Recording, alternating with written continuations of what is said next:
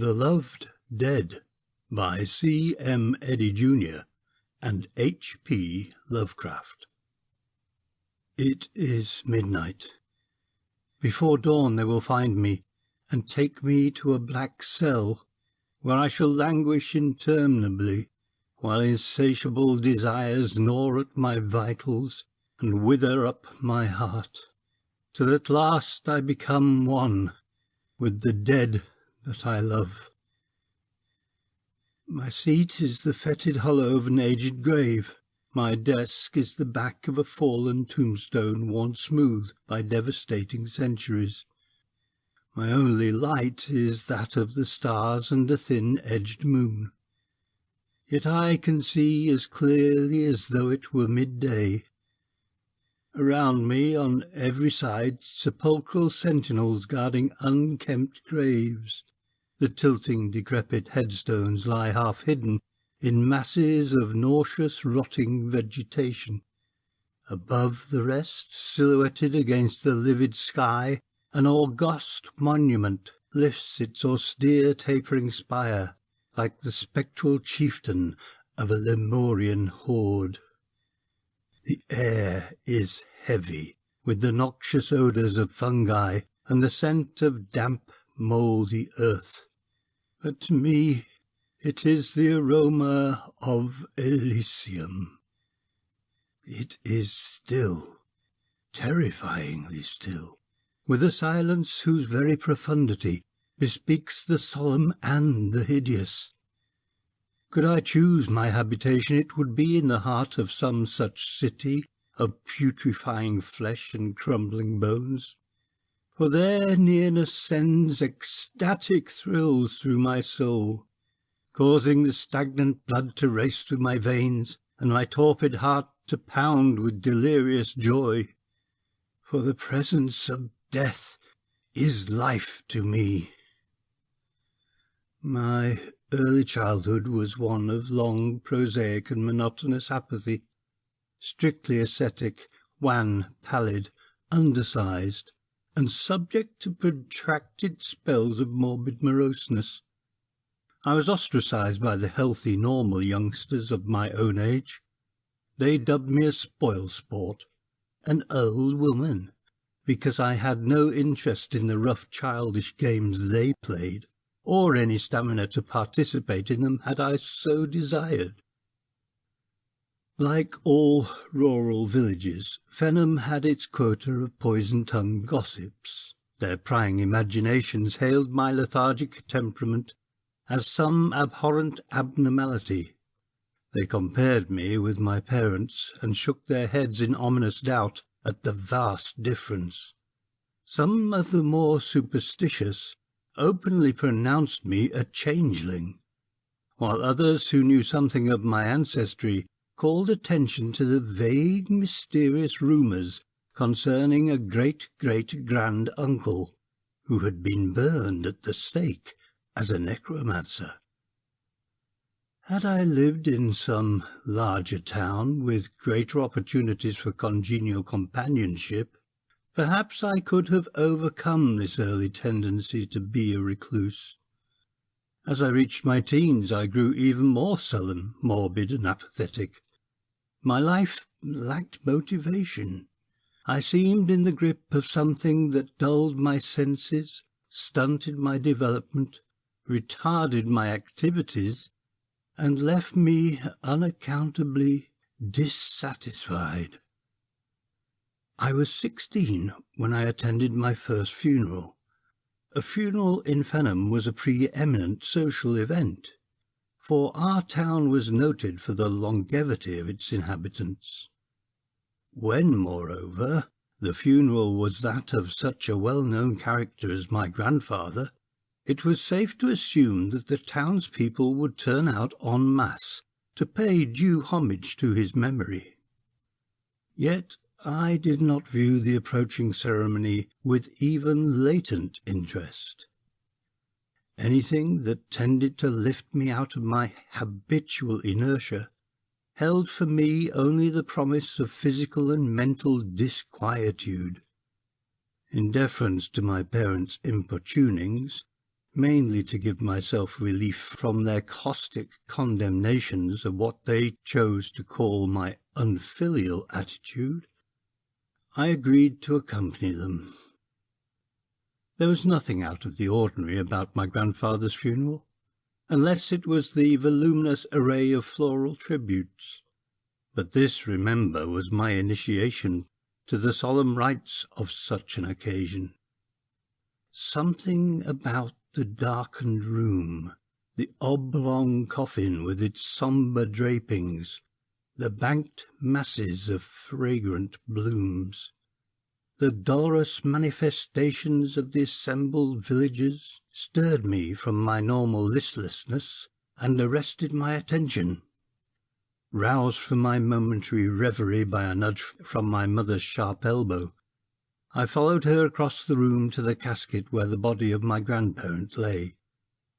For the first time I was face to face with death. I looked down upon the calm, placid face, lined with its multitudinous wrinkles, and saw nothing to cause so much of sorrow. Instead, it seemed to me that my grandfather was immeasurably content, blandly satisfied. I felt swayed by some strange, discordant sense of elation. So slowly, so stealthily had it crept over me that I could scarcely define its coming. As I mentally review that portentous hour, it seems that it must have originated with my first glimpse of that funeral scene, silently strengthening its grip with subtle insidiousness. A baleful, malignant influence that seemed to emanate from the corpse itself held me with magnetic fascination. My whole being seemed charged with some ecstatic electrifying force, and I felt my form straighten without conscious volition. My eyes were trying to burn beneath the closed lids of the dead man's, and read some secret message they concealed. My heart gave a sudden leap of unholy glee, and pounded against my ribs with demoniacal force, as if to free itself from the confining walls of my frail frame. Wild, wanton, soul-satisfying sensuality engulfed me. Once more the vigorous prod of a maternal elbow jarred me into activity. I had made my way to the sable-shrouded coffin with leaden tread. I walked away with new-found animation. I accompanied the cortege to the cemetery, my whole physical being permeated with this mystic, enlivening influence. It was as if I had quaffed deep draughts of some exotic elixir, some abominable concoction, brewed from the blasphemous formulae in the archives of Belial. The townsfolk were so intent upon the ceremony that the radical change in my demeanour passed unnoticed by all save my father and mother. But in the fortnight that followed, the village busybodies found fresh material for their vitriolic tongues in my altered bearing. At the end of the fortnight, however, the potency of the stimulus began to lose its effectiveness. Another day or two and I had completely reverted to my old-time languor, though not to the complete and engulfing insipidity of the past. Before, there had been an utter lack of desire to emerge from the enervation. Now vague and indefinable unrest disturbed me. Outwardly I had become myself again, and the scandal-mongers turned to some more engrossing subject. Had they even so much as dreamed the true cause of my exhilaration, they would have shunned me as if I were a filthy, leprous thing. Had I visioned the execrable power behind my brief period of elation, I would have locked myself forever from the rest of the world, and spent my remaining years in penitent solitude. Tragedy often runs in trilogies. Hence, despite the proverbial longevity of our townspeople, the next 5 years brought the death of both parents. My mother went first, in an accident of the most unexpected nature, and so genuine was my grief that I was honestly surprised to find its poignancy mocked and contradicted by that almost forgotten feeling of supreme and diabolical ecstasy. Once more my heart leapt wildly within me. Once more it pounded at trip-hammer speed and sent the hot blood coursing through my veins with meteoric fervour.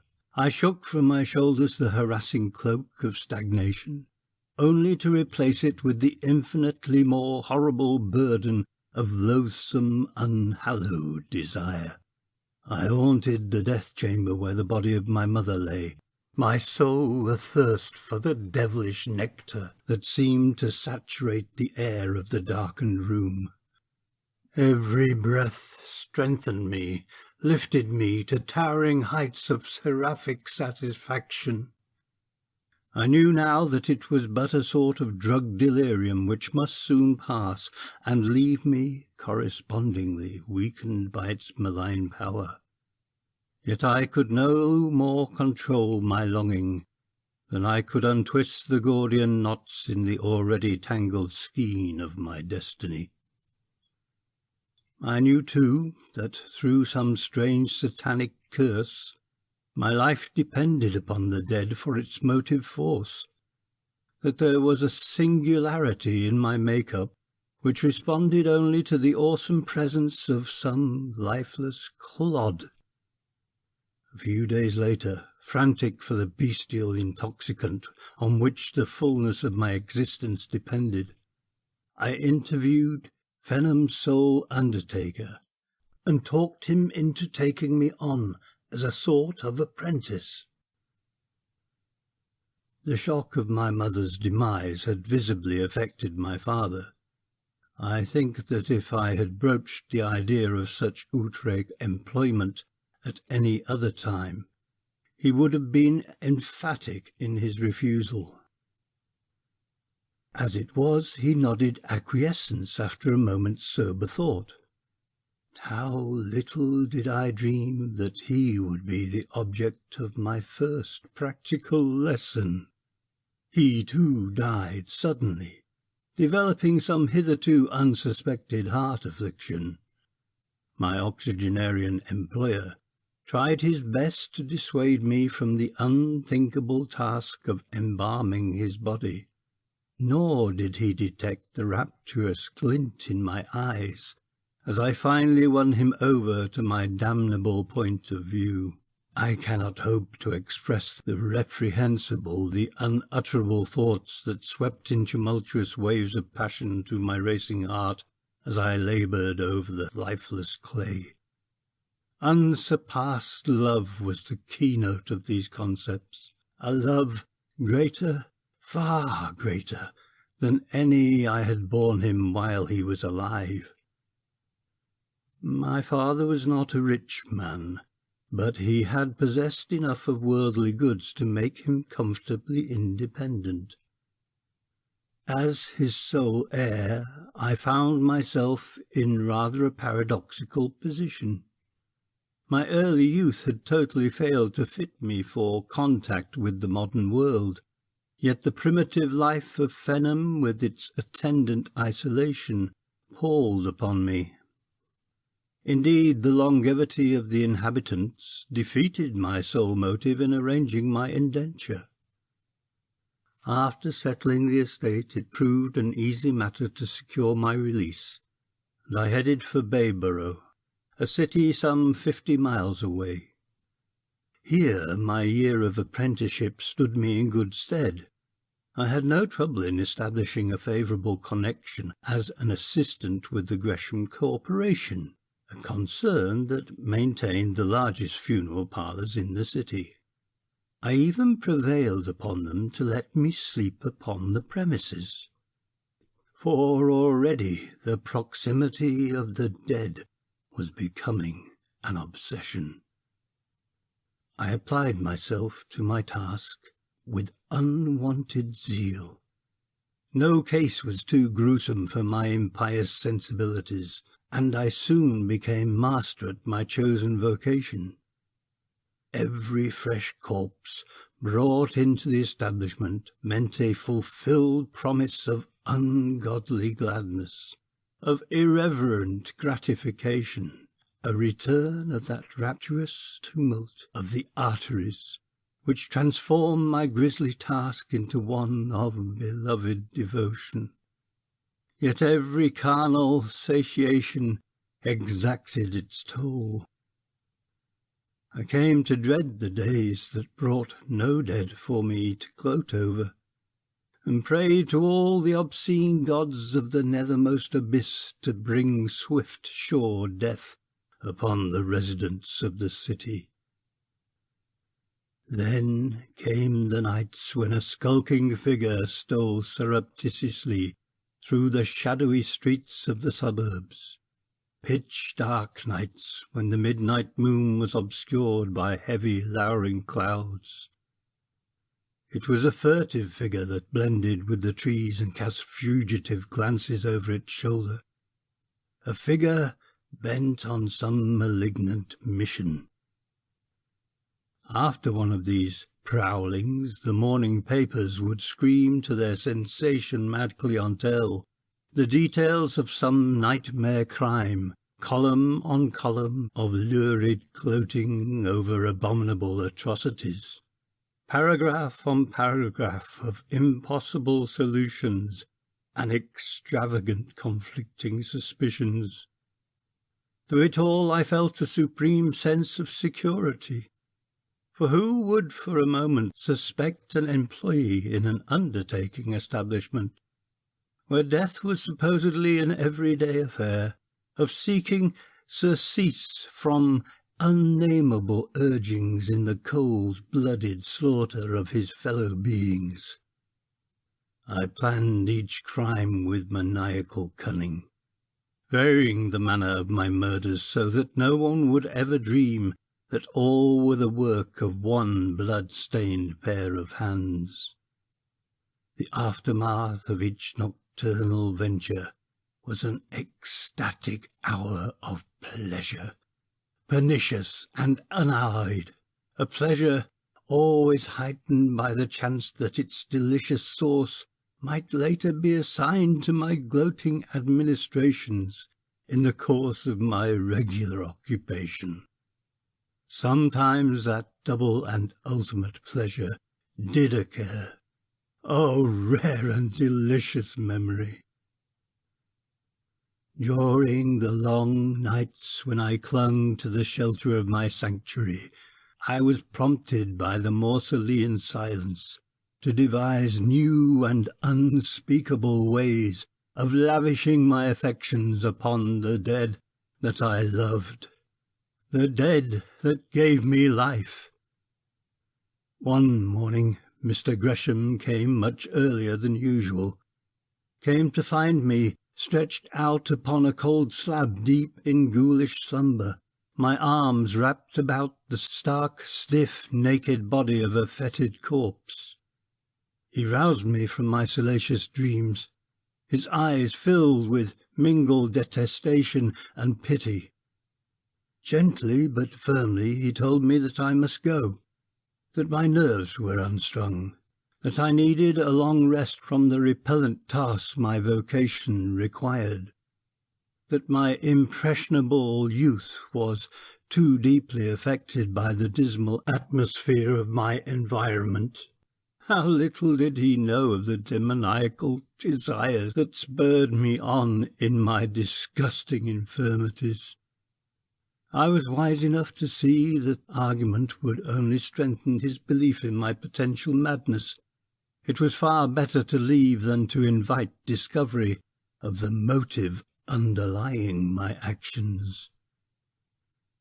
After this, I dared not stay long in one place for fear some overt act would bear my secret to an unsympathetic world. I drifted from city to city, from town to town.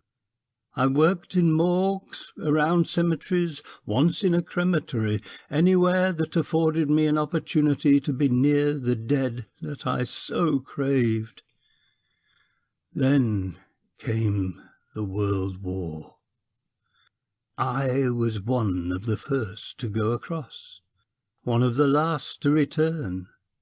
4 years of blood-red charnel hell, sickening slime of rain-rotten trenches, deafening bursts of hysterical shells, monotonous droning of sardonic bullets, smoking frenzies of Phlegethon's fountains, stifling fumes of murderous gases, grotesque remnants of smashed and shredded bodies. 4 years of transcendent satisfaction. In every wanderer there is a latent urge to return to the scenes of his childhood. A few months later found me making my way through the familiar byways of Fenham. Vacant, dilapidated farmhouses lined the adjacent roadsides, while the years had brought equal retrogression to the town itself. A mere handful of the houses were occupied, but among these was the one I had once called home. The tangled, weed-choked driveway, the broken window-panes, the uncared-for acres that stretched behind, all bore mute confirmation of the tales that guarded inquiries had elicited, that it now sheltered a dissolute drunkard, who eked out a meagre existence from the chores his few neighbours gave him out of sympathy for the mistreated wife and the undernourished child who shared his lot. All in all, the glamour surrounding my youthful environment was entirely dispelled. So, prompted by some errant foolhardy thought, I next turned my steps toward Bayborough. Here, too, the years had brought changes, but in reverse order. The small city I remembered had almost doubled in size despite its wartime depopulation.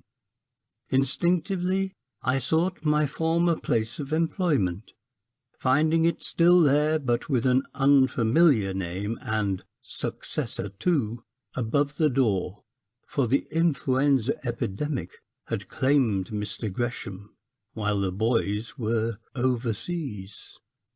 Some fateful mood impelled me to ask for work.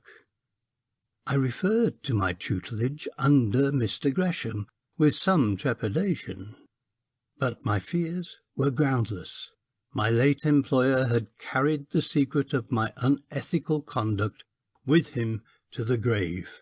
An opportune vacancy ensured my immediate reinstallation.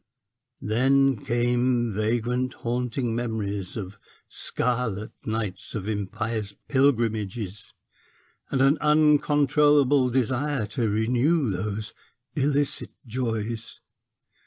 I cast caution to the winds and launched upon another series of damnable debaucheries. Once more the yellow sheets found welcome material in the devilish details of my crimes, comparing them to the red weeks of horror that had appalled the city years before. Once more the police sent out their dragnet and drew into its enmeshing folds nothing. My thirst for the noxious nectar of the dead grew to a consuming fire, and I began to shorten the periods between my odious exploits. I realized that I was treading on dangerous ground, but demoniac desire gripped me in its torturing tentacles and urged me on. All this time my mind was becoming more and more benumbed to any influence except the satiation of my insane longings. Little details vitally important to one bent on such evil escapades escaped me. Somehow, somewhere, I left a vague trace, an elusive clue behind. Not enough to warrant my arrest, but sufficient to turn the tide of suspicion in my direction. I sensed this espionage, yet was helpless to stem the surging demand for more dead to quicken my enervated soul. Then came the night when the shrill whistle of the police roused me from my fiendish gloating over the body of my latest victim, a gory razor still clutched tightly in my hand. With one dexterous motion, I closed the blade and thrust it into the pocket of the coat I wore. Nightsticks beat a lusty tattoo upon the door. I crashed the window with a chair, thanking fate I had chosen one of the cheaper tenement districts for my locale. I dropped into a dingy alley as blue-coated forms burst through the shattered door. Over shaky fences, through filthy backyards, past squalid ramshackled houses, down dimly lighted narrow streets I fled. I thought at once of the wooded marshes that lay beyond the city and stretched for 100 miles till they touched the outskirts of Fenham. If I could reach this goal, I would be temporarily safe. Before dawn I was plunging headlong through the foreboding wasteland, stumbling over the rotting roots of half-dead trees whose naked branches stretched out like grotesque arms, striving to encumber me with mocking embraces. The imps of the nefarious gods to whom I offered my idolatrous prayers must have guided my footsteps through the menacing morass. A week later, wan, bedraggled and emaciated, I lurked in the woods a mile from Fenham. So far I had eluded my pursuers, yet I dare not show myself, for I knew that the alarm must have been sent broadcast. I vaguely hoped I had thrown them off the trail. After that first frenetic night, I had heard no sound of alien voices, no crashing of heavy bodies through the underbrush. Perhaps they had concluded that my body lay hidden in some stagnant pool, or had vanished forever in the tenacious quagmire. Hunger gnawed at my vitals with poignant pangs. Thirst left my throat parched and dry. Yet far worse was the unbearable hunger of my starving soul, for the stimulus I found only in the nearness of the dead. My nostrils quivered in sweet recollection. No longer could I delude myself with the thought that this desire was a mere whim of the heated imagination. I knew now that it was an integral part of life itself, that without it I should burn out like an empty lamp. I summoned all my remaining energy to fit me for the task of satisfying my accursed appetite. Despite the peril attending my move, I set out to reconnoitre, skirting the sheltering shadows like an obscene wraith. Once more I felt that strange sensation of being led by some unseen satellite of Satan, yet even my sin-steeped soul revolted for a moment when I found myself before my native abode, the scene of my youthful hermitage. Then these disquieting memories faded. In their place came overwhelming lustful desire. Behind the rotting walls of this old house lay my prey.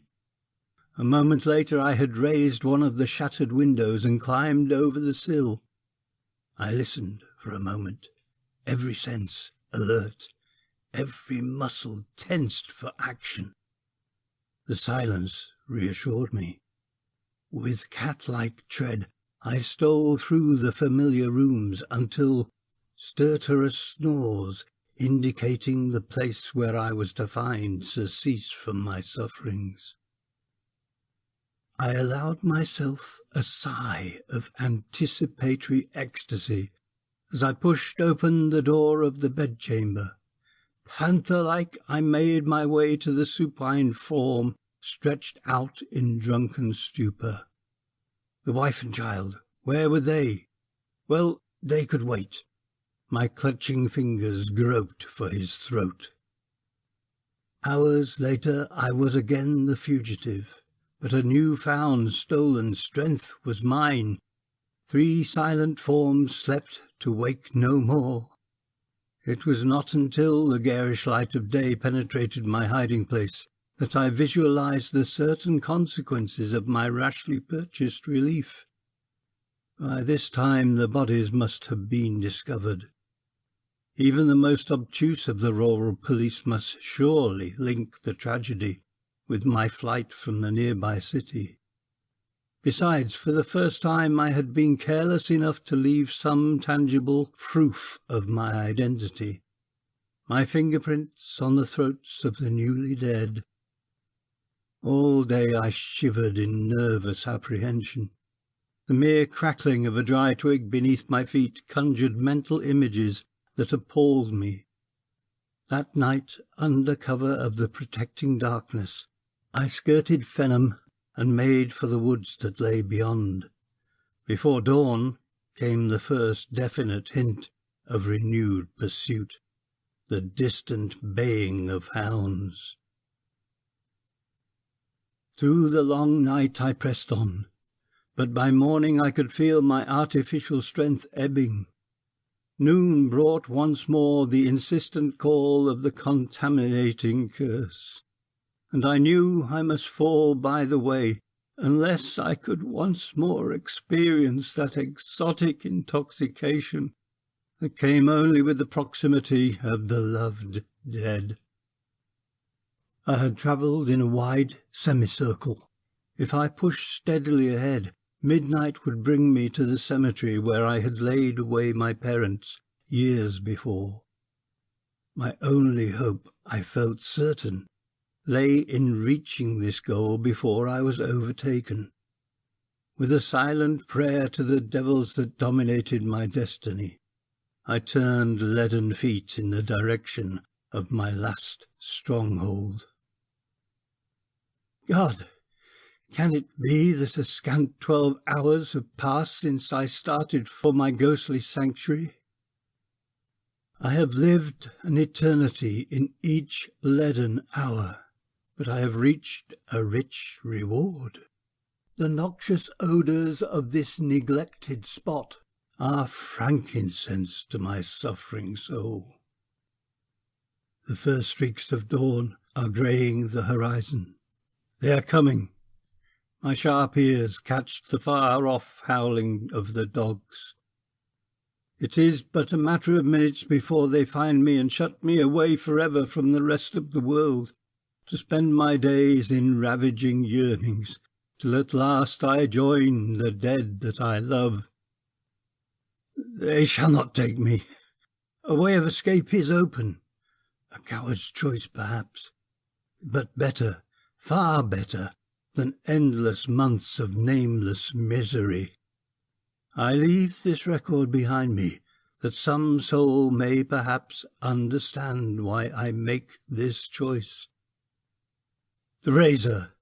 It has nestled forgotten in my pocket since my flight from Bayborough.